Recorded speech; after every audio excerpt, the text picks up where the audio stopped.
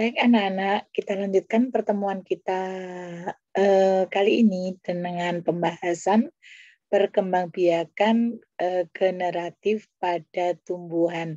Mari kita sama-sama pelajari.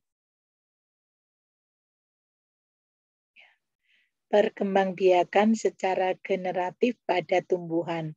Anak-anak bisa lihat di sini ada bunga sepatu, kemudian ada tanaman tomat. Nah, dan ada beberapa jenis tanaman yang lainnya, ada pepaya, ada mangga. Itu cara perkembangbiakannya secara generatif, jadi secara kawin. Pertemuan antara sel kelamin jantan dan sel kelamin betina. Reproduksi generatif pada tumbuhan berbiji. Nah, ini reproduksi generatif atau seksual pada tumbuhan tingkat tinggi, contohnya terjadi pada tumbuhan berbiji tertutup, angiospermi, bijinya tertutup. Tumbuhan berbiji tertutup memiliki bunga. Bunga itu merupakan alat reproduksi generatif, ya. Jadi apa itu bakal bijinya itu masih tertutup anak-anak kalau makan mangga. Nah, itu kan masih ada bijinya itu masih lagi tertutup. Jadi termasuk dalam tumbuhan berbiji tertutup atau angiospermi. Bagian-bagian bunga atau struktur bunga. Nah, ini anak-anak bisa lihat. Di sini kalau anak-anak memetik bunga, bunga yang ada di halaman rumah atau halaman sekolah atau pas anak-anak jalan-jalan, itu anak-anak kalau dilihat mulai dari tangkai bunga, dari yang dipetik itu tangkai bunganya. Kemudian di sini ada bakal biji, ada kelopak bunganya. Kemudian ini namanya mahkota bunganya. Nah, ada namanya benang sari dan ada putik. Nah, benang sari ini terdiri dari kepala sari ini dan tangkai sari. Sedangkan putik itu yang pas di tengahnya itu ada kepala putik, ini tangkai putik dan dasar putiknya. Nah, alat kelamin jantannya terdiri atas sejumlah benang sari. Jadi ini di sini ini adalah alat kelamin jantan, benang sari. Kemudian alat kelamin betinanya putik. Jadi jangan lupa kalau ditanya alat kelamin jantan pada bunga itu benang sari. Suruh menunjukkan misalnya nanti ada gambarnya. Tunjukkan mana yang termasuk alat kelamin jantan. Jadi jangan sampai salah.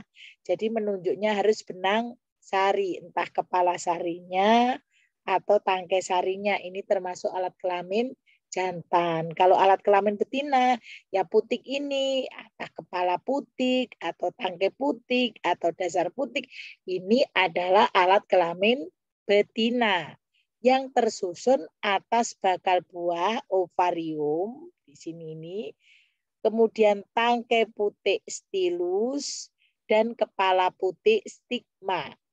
Nah, itu yang termasuk alat kelamin betina. Coba perhatikan animasi bunga berikut ini. Nah, ini kan anak-anak bisa kelihatan di sini nih. Nah, mana yang termasuk putik, mana yang termasuk benang sari. Nah, jadi ketika menguncup sebelum mekar seperti inilah. Ya. Jadi maha besar Allah dengan segala ciptaannya.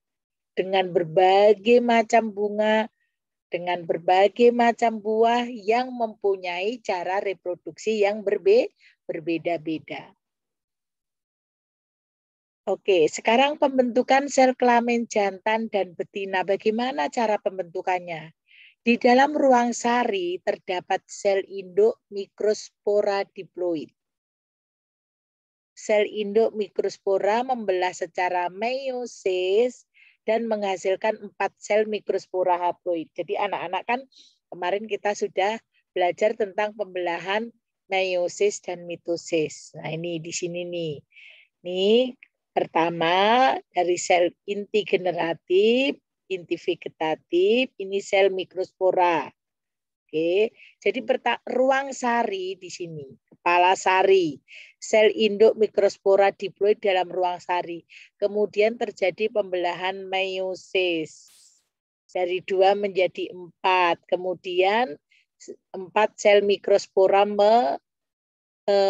memisah. Kemudian terjadi pembelahan mitosis, maka terjadi sel inti generatif dan sel inti vegetatif. Oke. Berikutnya, nah ini pembentukan gametofit jantan dan gametofit betina. Dari mana, bagaimana caranya?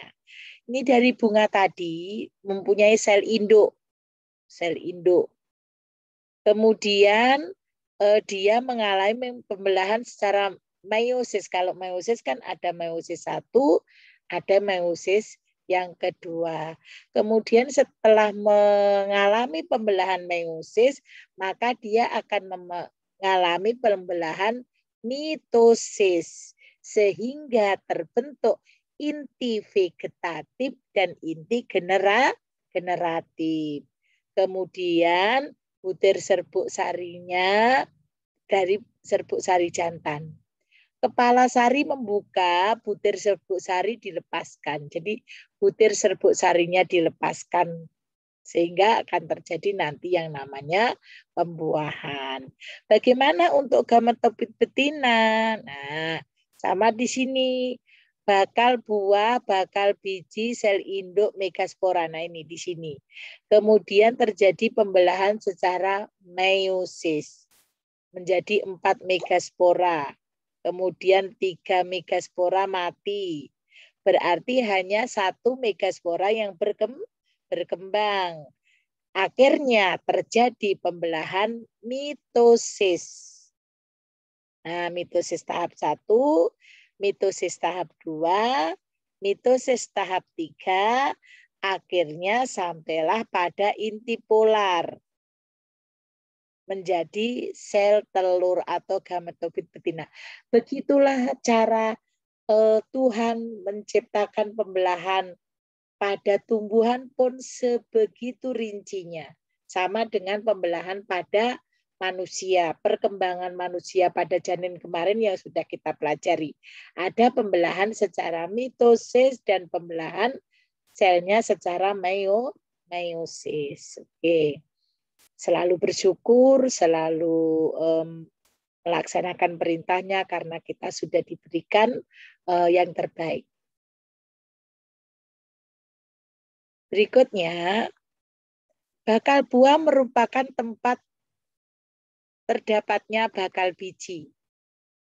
Bakal buah terletak di dasar bunga atau reseptakel dan bentuknya menggelembung.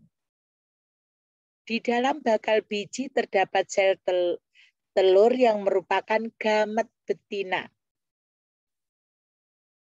Di dalam bakal biji terdapat sel induk megaspora betina diploid.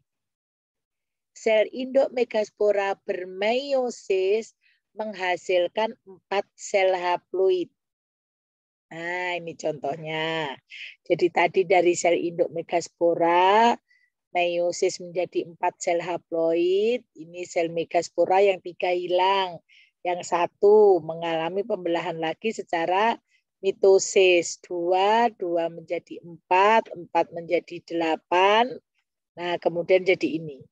8, 3, 3, kemudian sel antipoda haploid menjadi intipolar dan diploid.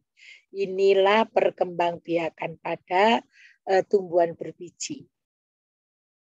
Sekarang penyerbukan pada tumbuhan berbiji berdasarkan asal serbuk sarinya.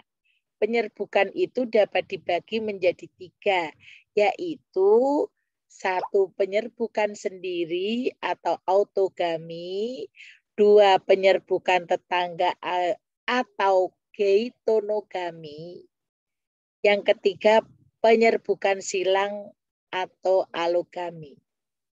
Nah, ini penyerbukan tadi, ada autogami itu dirinya sendiri, dari bunga itu sendiri. Geutonogami ini masih satu pohon, tetapi dari bunga yang lain. Jadi dari serbuk sari jatuh ke sini, tapi ini masih dalam satu pohon.